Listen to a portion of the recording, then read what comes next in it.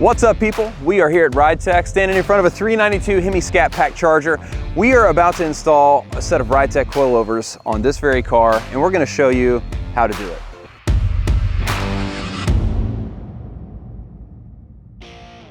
So we're all set up. We got the charger up on the lift, and we'll be installing these coilovers on the car here in the next few minutes with the guys. But just before we get started, I wanted to go over a couple of things. Basically the why. Why would you want to install static coilovers on a car that may be equipped with electronic shocks? Well, for one, you've got what's called wheel to tire gap, or stance as some people like to call it.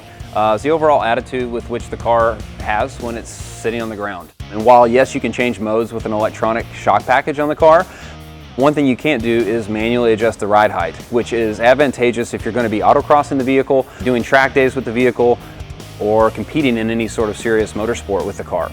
So installing a static coilover kit allows you a lot of that fine tuning and adjustability that you wouldn't get otherwise.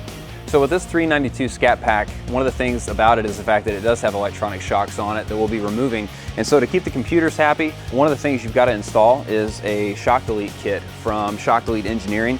We don't sell these on our website, but we do link to Shock Delete Engineering on the product page for these coilovers. So make sure that if you're planning on doing one of these kits that you spend some time and allow for some budget to buy one of these harness kits to keep the computers happy.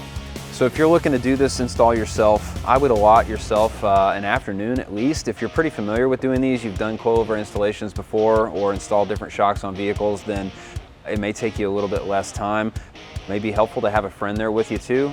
And I would say typical hand tools would get you through the job, but it's basically a take these off and put these on type scenario where we're not installing any sway bars or anything like that. You don't have to remove a ton of components off of the vehicle in order to install these today. All right, so let's quit talking about it and get these on the car. First step, just pull the wheel off of it. Okay, you pop off this plastic cover that covers the nuts for the upper strut mount. Take your 13mm socket.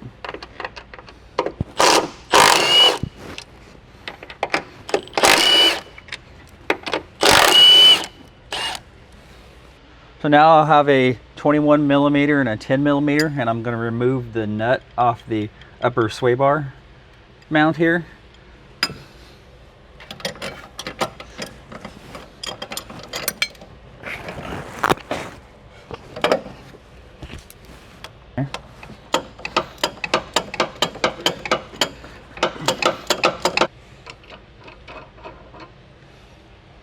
And then let's move that out of the way.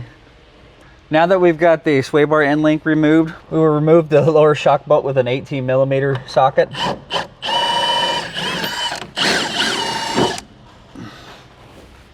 Then we can bust the upper ball joint nut loose with an 18mm wrench.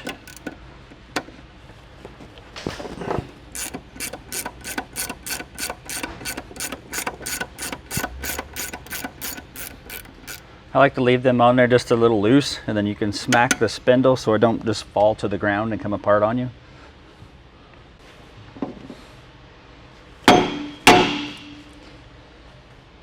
Now, if your car has the electronic shocks on it, you'll just have to figure out where the plug is attached at, and it's on the inside of this inner fender. Remove this here and clip it, and then we're ready to pull apart.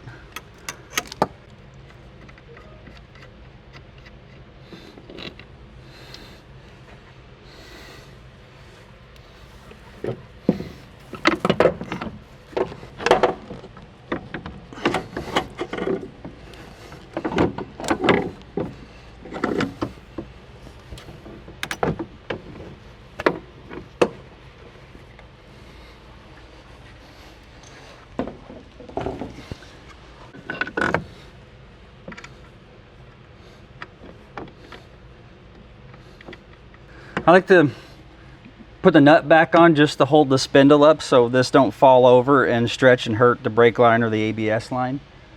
All right, now here I like to take these at the bottom here and show, because some of the earlier models, this here will be the wide one, and it's set up for the wide mount, and the earlier models is a little narrower arm, so we send these two spacers along to take up the gap. Now if your car was equipped with electronic shocks, the plug is over here, so you will need this aftermarket shock delete here, and it keeps you from having any lights come on in the dash.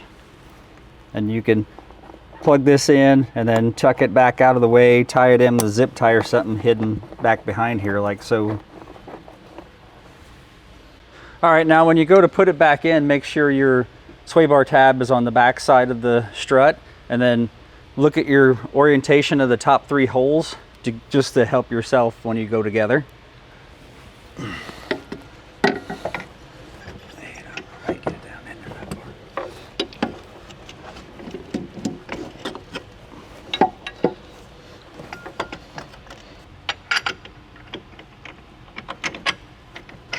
Now your factory bolt is a neck down bolt, and being this clevis is aluminum, we provide a different bolt for it because of the difference in thicknesses. That way the shock does not have any way to rattle. All right, now I'll go ahead and hook the upper control arm back up to the spindle.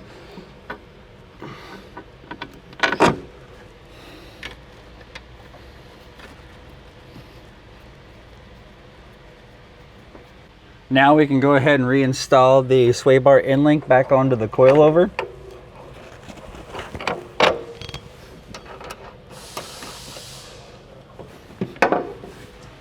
It'll be a 21 millimeter on the sway bar end link nut, and then a 10 millimeter on the end of the sleeve. Now we can go ahead and tighten down our upper ball joint.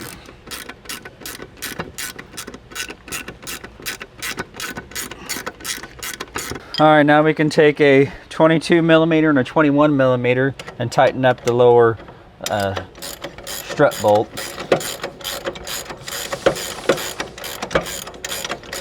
All right, now we can mount the upper strut mount with the supplied hardware from the kit.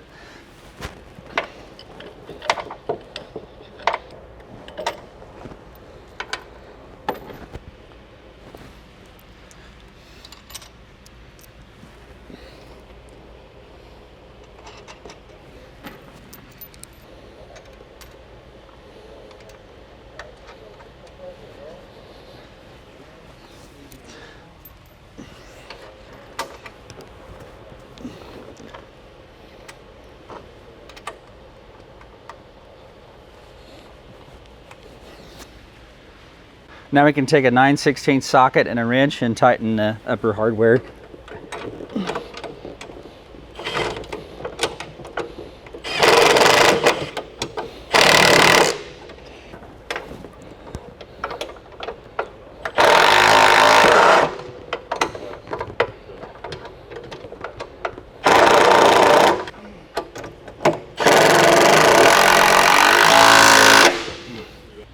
Now that we've got everything mounted back up into the front, we will move on to the rear here. I'll go ahead and pull the lower sway bar link off of it.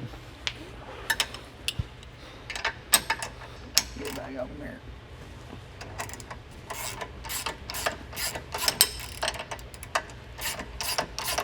Did you call out the cycles? Yeah, hold on. Ready? I'm removing the lower sway bar end link here with a 16 and 15 millimeter wrench.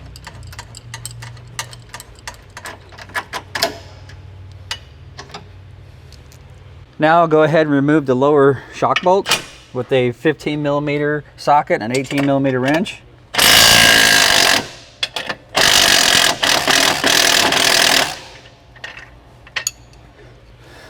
Now we can go ahead and remove the upper shock bolts with a 16 millimeter socket.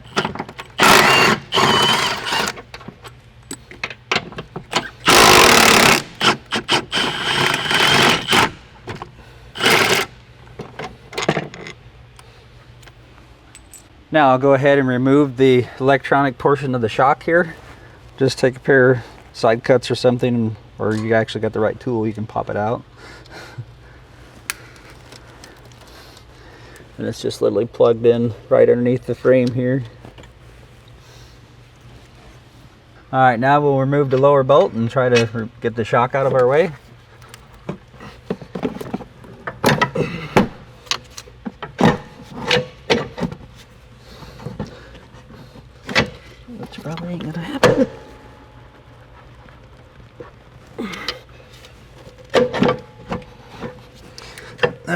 gonna cooperate. All right, I'm gonna go ahead and remove this sway bar end link completely to help more room to get the shock out. I got the other side unhooked as well, so I can physically swing the sway bar up out of my way to pull the shock out. Okay, there's several different ways of pulling this out of there. I'm gonna have him press down on this and try to just pop this one up out of here.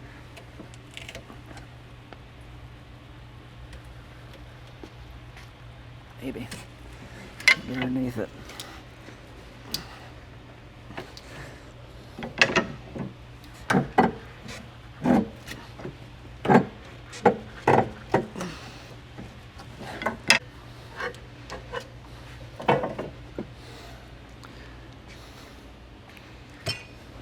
Okay, so now there's a spring isolator on the top and bottom from where you remove the spring.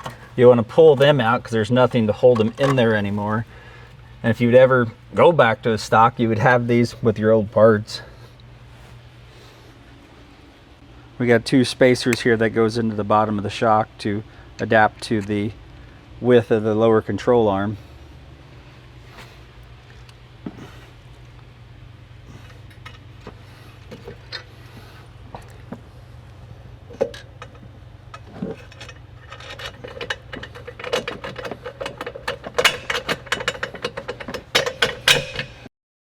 So like on the rear, you will reuse your factory hardware, put it all back together with the factory bolt.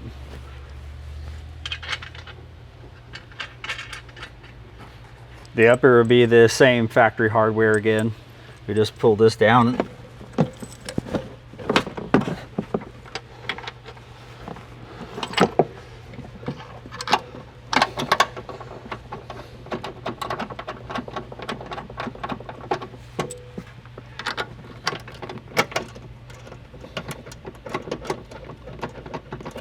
Now we can take our 16mm socket again and go ahead and tighten the upper shock mount.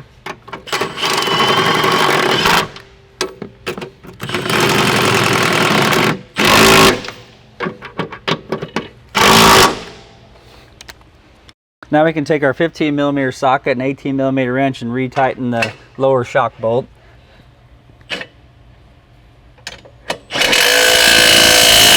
Now we can reattach the sway bar end link.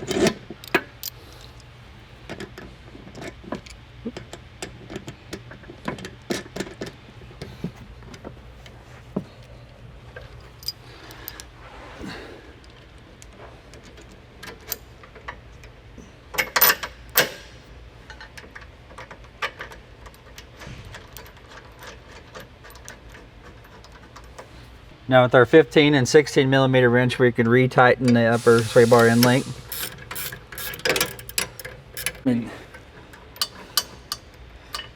Okay, I'll go ahead and remove this bolt back out. That way you just leave this out for time being for easier installing of the other side or removing of the spring for now. This is the same again as the front, the shock delete harness. We'll just plug this in right here.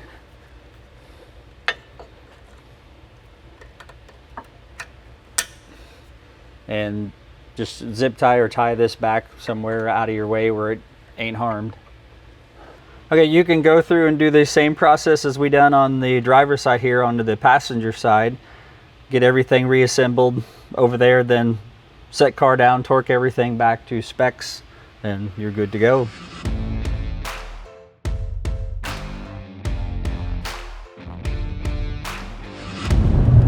All right, thanks for joining us again. We just got done installing the coilovers on this green Scat Pack charger, and we're just kind of out to see how it feels, to get some good initial impressions post-install. We've been driving for, I don't know, a good 10-15 minutes, and I've got to say, the roads here in southern Indiana leave a little bit to be desired because we're kind of in what starts the Rust Belt with all the salt and wintertime weather that comes through here, but man, this thing is definitely soaking up the bumps a lot better than I thought a vehicle with coilovers would be able to do. This is obviously a modern car. Modern suspension is very, very good compared to old school cars, muscle cars and things of that nature, but upgrading to these coilovers, and especially with the fact that these have that rubber lined spherical bearing that helps reduce some NVH as well, I'm not getting any noise, anything annoying that would make me feel like I've compromised the enjoyment of the car. The balance, the ride quality, the comfort is still there, but yet all of the performance handling capabilities have been enhanced. I'm definitely wearing a Ridetech shirt, as you can see, and I believe in the product, but I've got to be honest with you, I've only driven about 3 Ridetech equipped vehicles since I started. So this is as good of an initial truthful first impression as I think you could hope to get.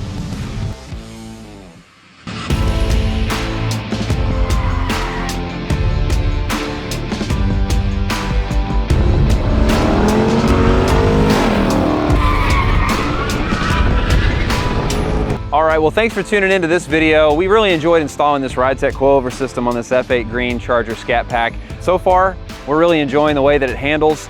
Hopefully you can too. So if you're looking for more information on these systems, head on over to ridetech.com. We're also on social media on Instagram and Facebook at Ridetech Suspension. We'll see you on the next one.